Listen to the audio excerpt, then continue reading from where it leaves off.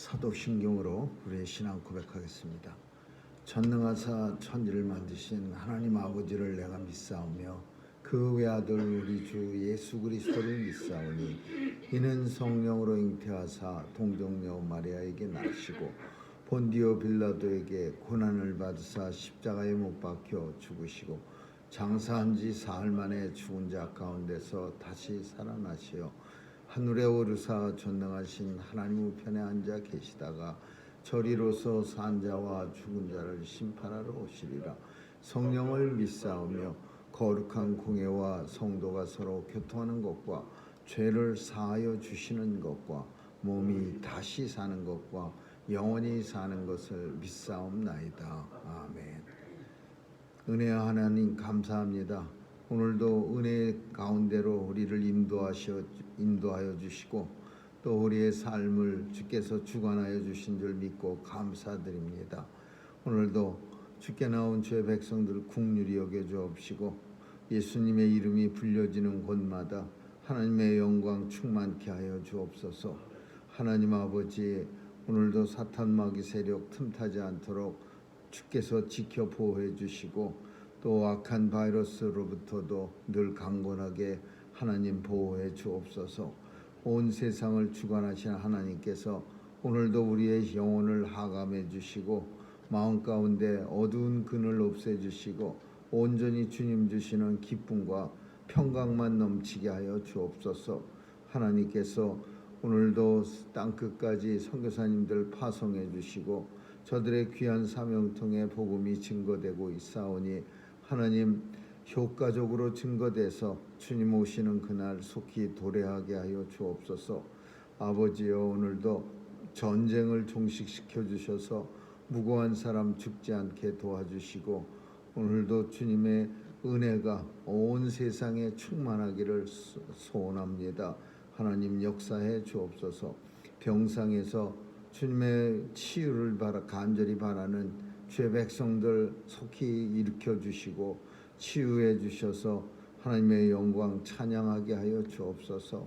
감사의 계절에 하나님이 주신 은혜를 헤아릴 수 있는 믿음도 더해 주시고 날마다의 삶 속에서 주께 영광 돌리게 하여 주옵소서.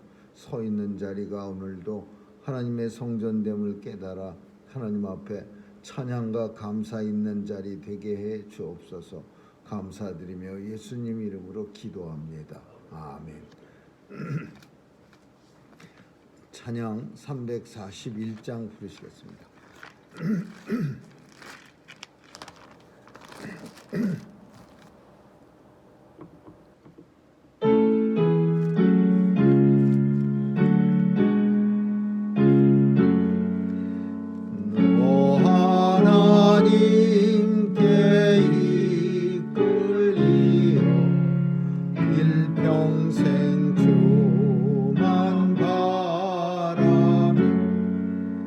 노려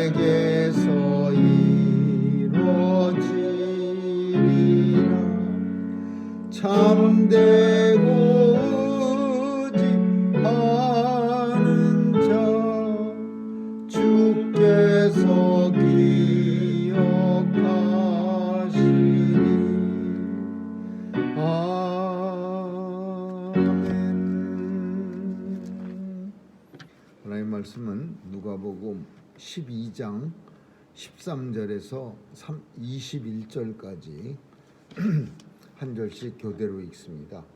누가복음 12장 13절에서 21절입니다.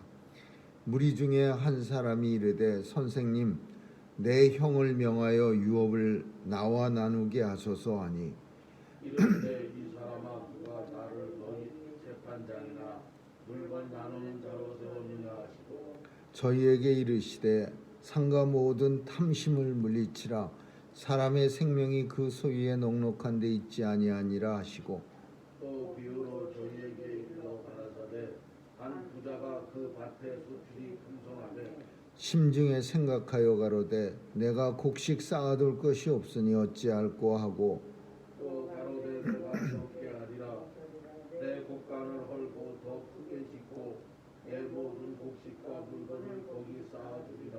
또 내가 내 영혼에게 이르되 영혼아 여러 해 쓸 물건을 많이 쌓아두었으니 평안히 쉬고 먹고 마시고 즐거워하자 하리라 하되 하나님은 이르시되 어리석은 자여 오늘 밤에 내 영혼을 도로 찾으리니 그러면 내 예비한 것이 묻어 있게 되겠느냐 하셨으니 같이 읽습니다. 자기를 위하여 재물을 쌓아두고 하나님께 대하여 부여치 못한 자가 이와 같으니라. 아멘.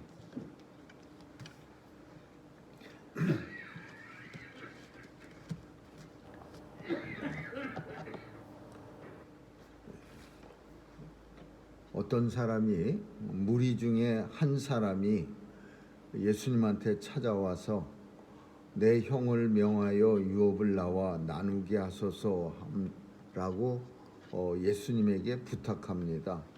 어쩌면은 이 사람의 형은 예수를 믿는 사람이었을지 모릅니다.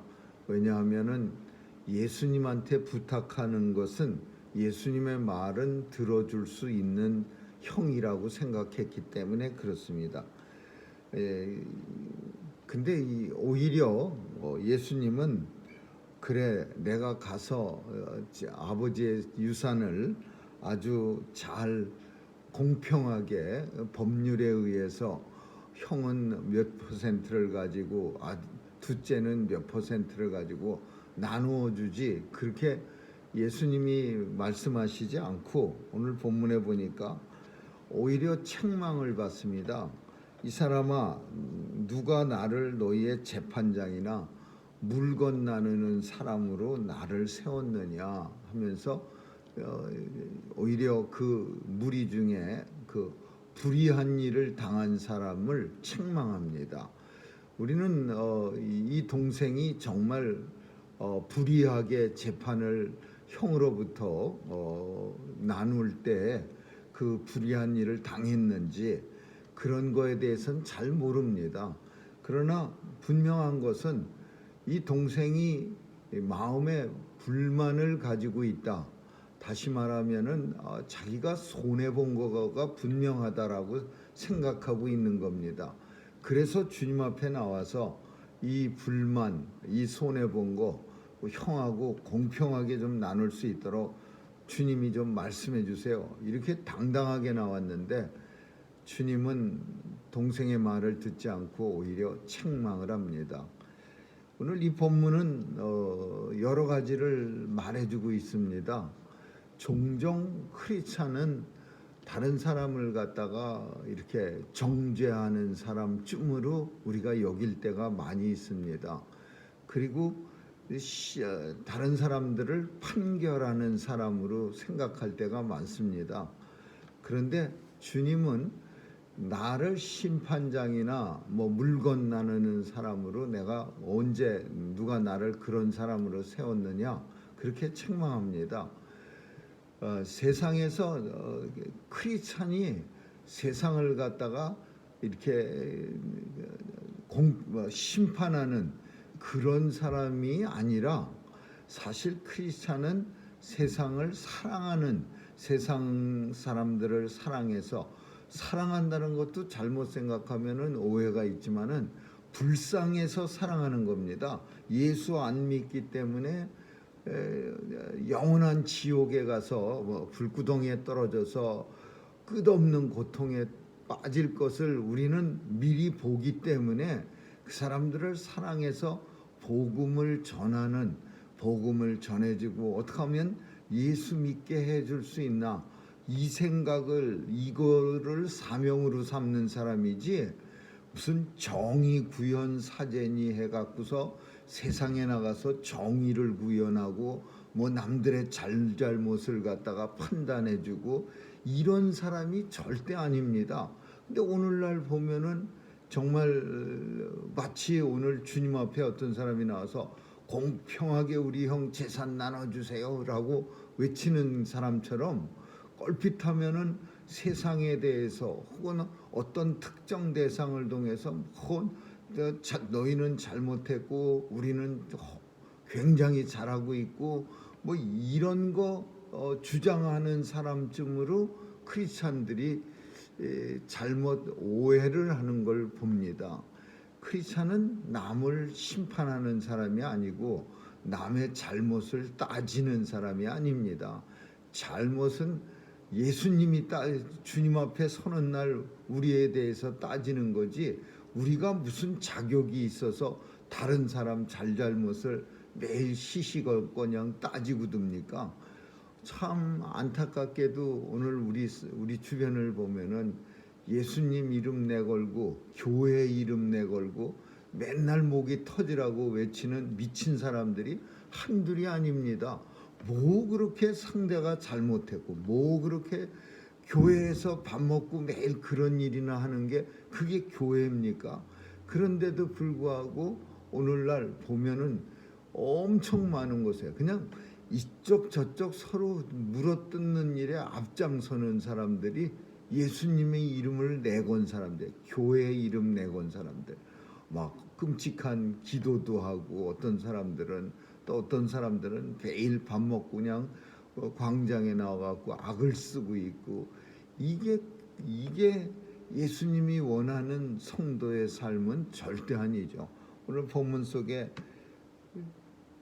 동생이 분명히 우리의 눈으로 볼 때는 우리가 예수님 시대에 살았다면은 이렇게 말씀하시는 예수님이 그다지 그렇게 썩 좋아 보이지 않을 수도 있습니다. 왜냐하면은 동생이 굉장히 억울한 사람일 수도 있어요. 근데 예수님이 알겠다, 너 너무 억울하구나. 아버지가 유업을 엄청 많이 남겼는데 어떻게 형이 그럴 수가 있느냐. 형 혼자 다 배를 채우고 너한테는 아무것도 나눠주지 않았구나. 막 이러면서 주님이 공정한, 뭐 공평한 정의의 편, 이런 편에 설 줄 알았더니 주님은 오히려 그 반대편에 섰다고도 볼 수 있어요. 그 동생한테 뭐 씩씩거리면서 내가 언제 재판장이냐, 내가 무슨 물건 나누는 사람이냐 그러면서 책망하는 게 오히려 형편이라고 오해할 수도 있는 그런 발언이에요, 주님의 발언은.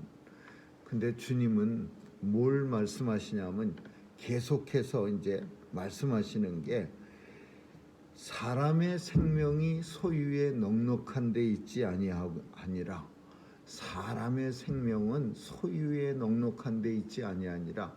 이 동생이 생각하고 있는, 주님이 동생의 마음을 볼 때는 정의나 공평함보다는 탐심이 있기 때문에 주님한테 나왔다고 주님이 보고 있는 거예요.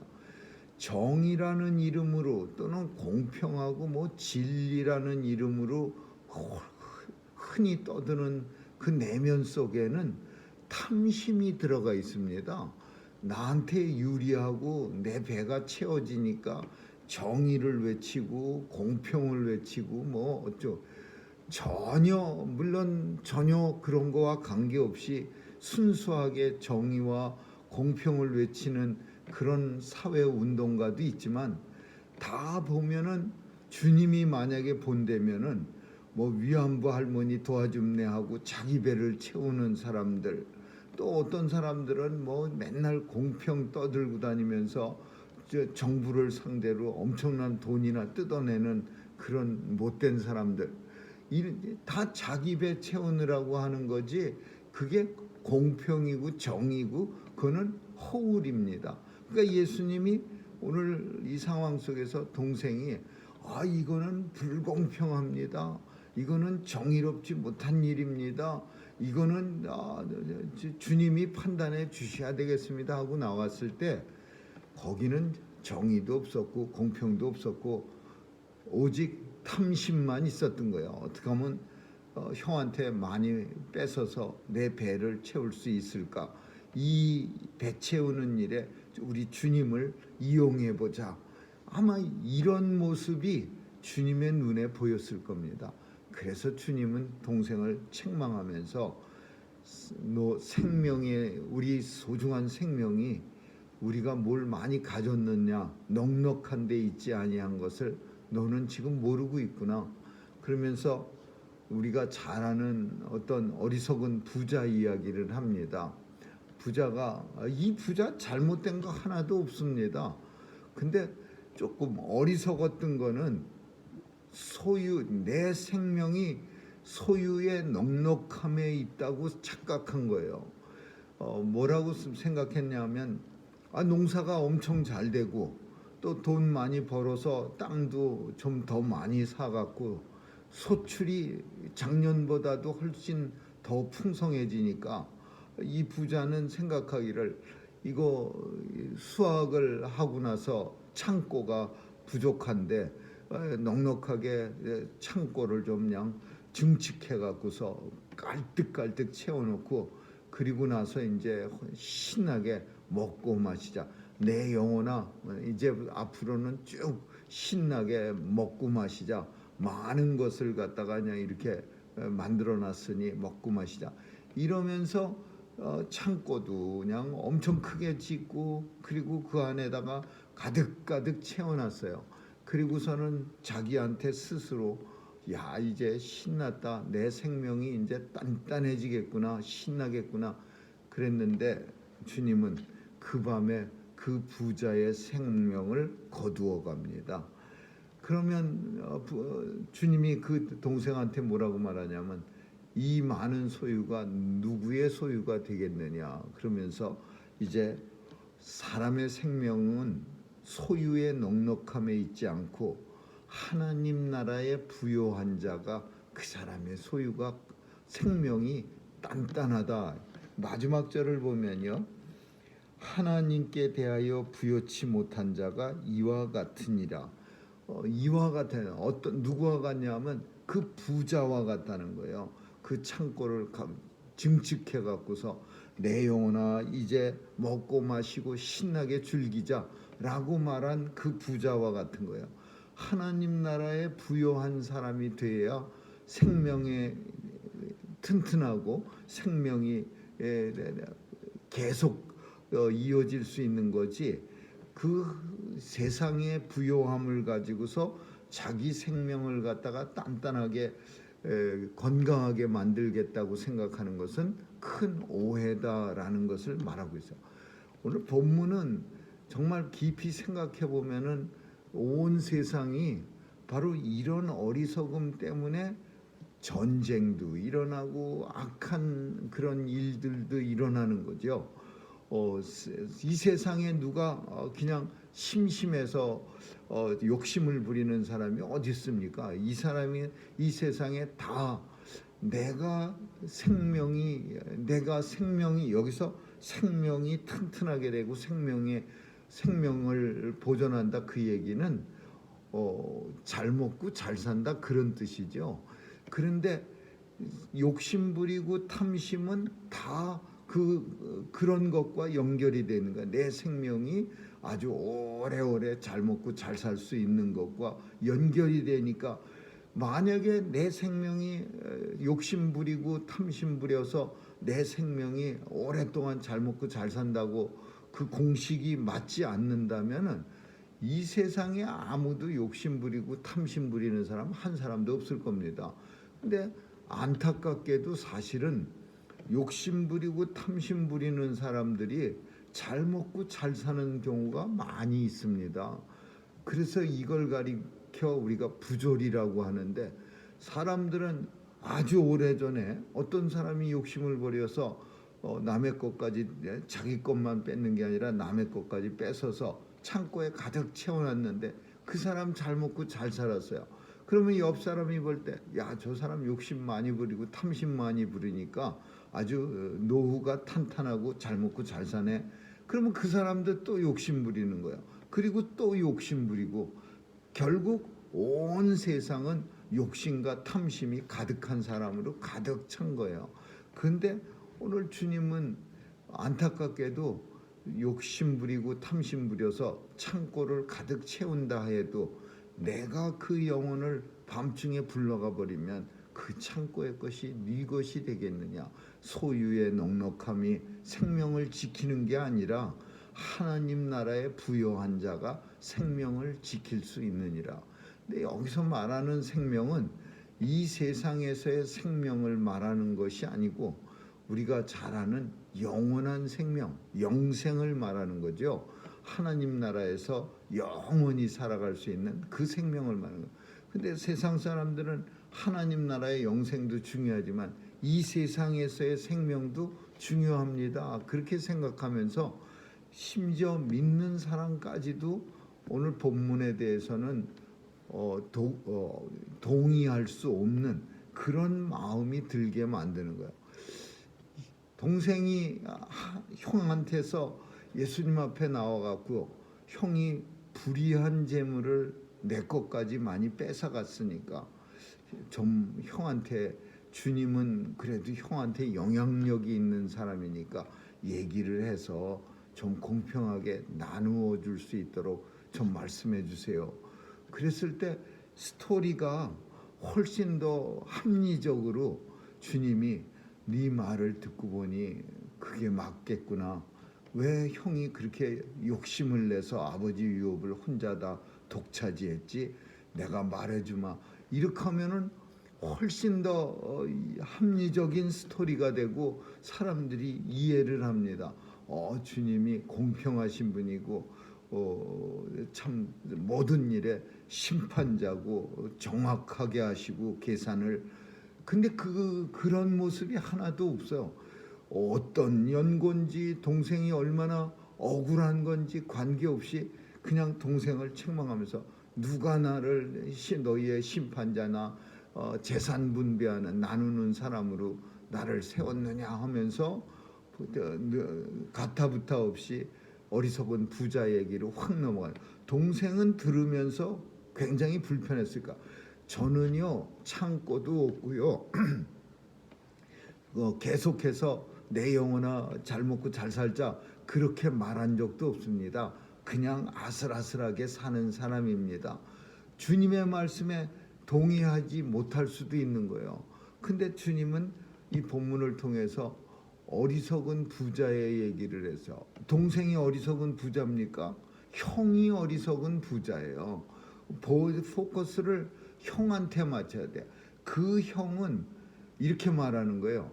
더 쉬운 말로 네 형이 많이 가졌는데 그 형은 너보다도 불쌍한 사람이야. 왜? 그 형 어떤 어리석은 사람이 있는데 창고에 가득 차 있어. 근데 내가 그 영혼 밤중에 데려가 버리면 그 창고에 가득 찬 게 누구 것이 되겠어? 한 푼도 쓰지 못하고 죽어. 근데 그 형이 얼마나 그러면 불쌍한 사람이야.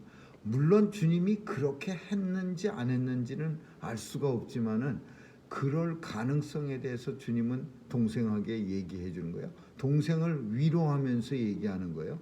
동생은 그 얘기를 들으면서 그렇지, 나는 아무것도 없으니까 하나님이 부르셔도 조금 덜 속상하지만 형은 창고가 많으니까 엄청 속상할 거예요.